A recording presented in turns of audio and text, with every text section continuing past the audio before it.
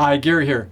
You may have listened to Paul Harvey when he had his noontime show many years ago. He would tell the story and then he'd say, and now for the rest of the story. And then you'd get the whole punchline and it'd be something maybe totally different than what you were thinking.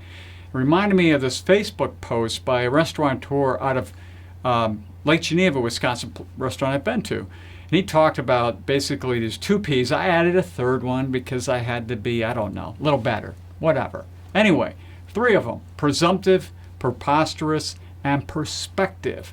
I'm going to run some stuff off on this relative to this statement. Is 2020 the worst year ever?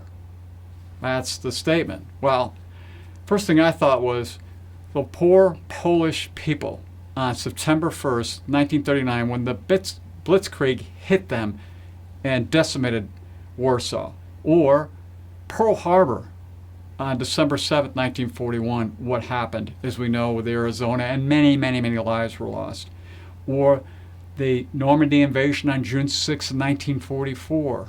And if you want to pick another event not on the military side, how about Chernobyl? Back on April 26, 1986, the effects of that were enormous over a period of time.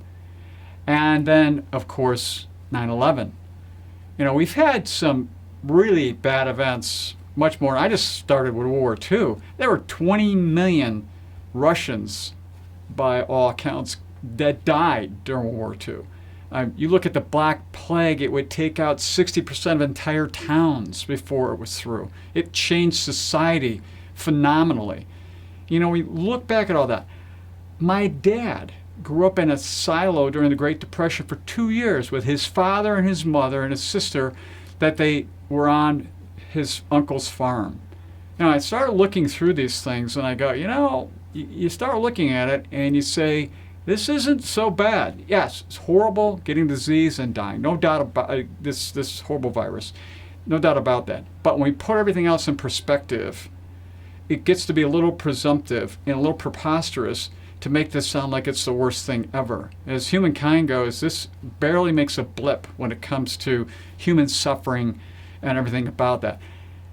I think it's important to keep that in perspective as you go along, because it will change your attitude. It will affect other people around you when you're trying to make the best effort to deal with social distancing and everything else that goes on. History really helps us to understand our past really well, so we can put it in proper perspective now and in the future.